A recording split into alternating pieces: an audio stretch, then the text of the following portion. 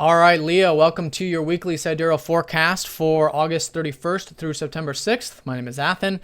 So happy birthday to you, Leos, who have your birthday this week. This is, of course, for Sidereal Astrology, different from Western astrology. So do check the description below because your sign might be different if you're not used to this form of astrology. But it's a very exciting time for you, Leos. You've got your sun in your first house. You've got Jupiter here. You've got this conjunction now between Mars and Venus in your first house, which I'll talk about. But and you're going to have a solar eclipse here in a couple weeks too. So very exciting time for you.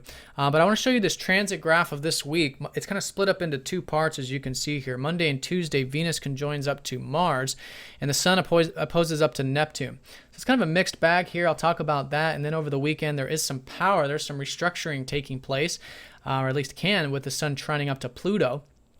And then Venus going direct, which will be nice because a lot of those energies relating to particularly your career and your communications will start to move forward going into next week. But let's start off the beginning. So that's stuff that maybe you have been reflecting on since the end of July with Venus retrograde in regards to career. Maybe you've been restructuring some things in regards to that, redoing, rethinking, and the way you're communicating, the way you think about things, your outlook on life. All of that is in this sort of flux, this retrograde Venus. But what's interesting is that Mars is going to conjoin that when he goes into your sign. Now, there's a lot of motivation when Mars goes into our first house. It's a good placement for Mars, first of all, but especially for fire signs and especially for you Leos, because he's been in this very unpredictable, sort of emotional, mental, and earthy energy for a very long time since he was in Aries, which has been, past months. And so now he's finally in a comfortable sign of Leo. He's finally in a friendly sign where he can assert himself very easily. And this comes naturally to you Leos.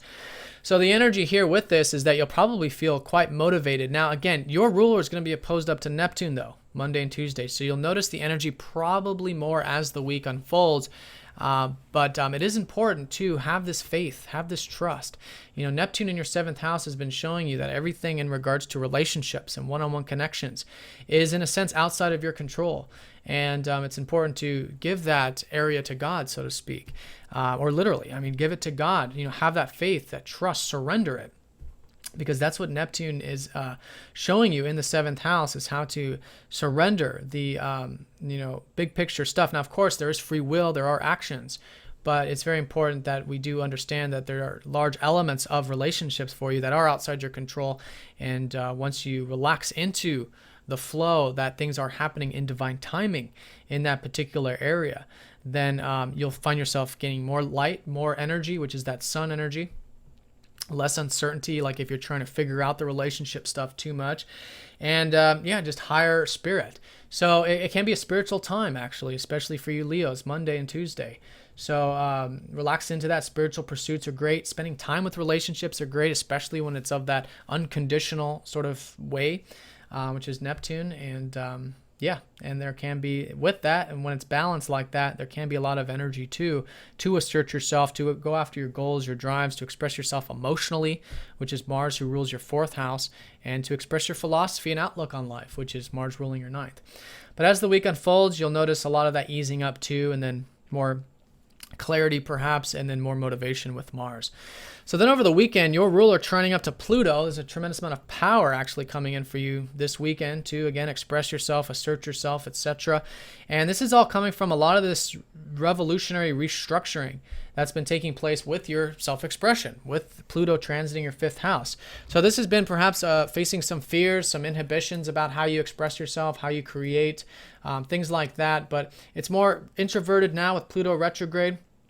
So all this stuff you've been learning about it, now it's starting to support you. It's just starting to come easier over the weekend, your self-expression, that is. So you can communicate yourself powerfully, but in a way with tact and, where it's balanced, not going to any extremes. So good self-expression, to say the least, lots of energy. And what I would say too is that if you want to restructure anything relating to your short-term goals, your plans, your drives, your self-image even, this weekend is a very good time for that. But I think naturally you will with the trine. Now, Venus going station direct, like I was saying, everything relating to your career, work, or communication or thinking stuff has been, or correspondence even, has been in flux. But now Venus goes direct over the weekend, so that stuff will start to move forward as we go into next week. So Leo, the emphasis is certainly on your first house, balancing that with the seventh.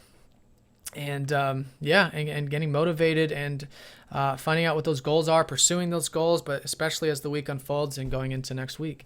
So have a good one, Leo. Thanks for watching. If you guys have any questions, please let me know. If you are new to Sidereal Astrology, do check the description down below, because this is very different from traditional tropical, most of the stuff you find online called tropical astrology. And yeah, have a good one. Thanks for watching. See you next time.